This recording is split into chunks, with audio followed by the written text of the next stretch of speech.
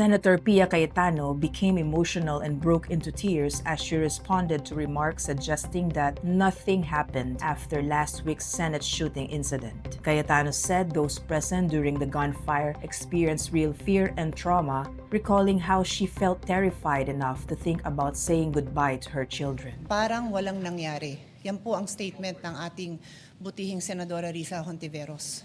Siguro po para sa inyong mga wala dito.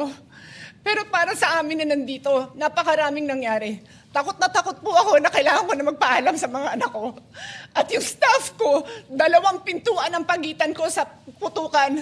Yung staff ko na si Claire, na 20 years na sa akin, nandun siya sa labas.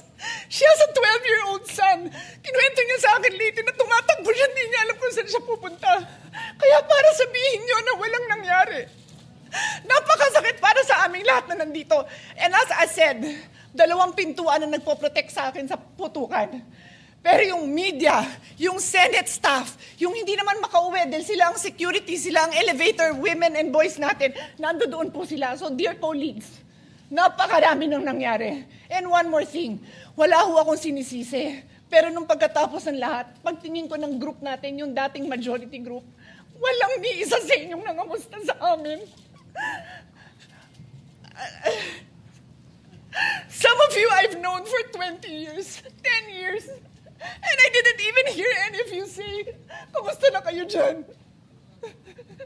Napakasakit na sa akin. Sobrang sakit. So yun lang ang masasabi ko. Yes, I am very ready to share my story, to ask questions.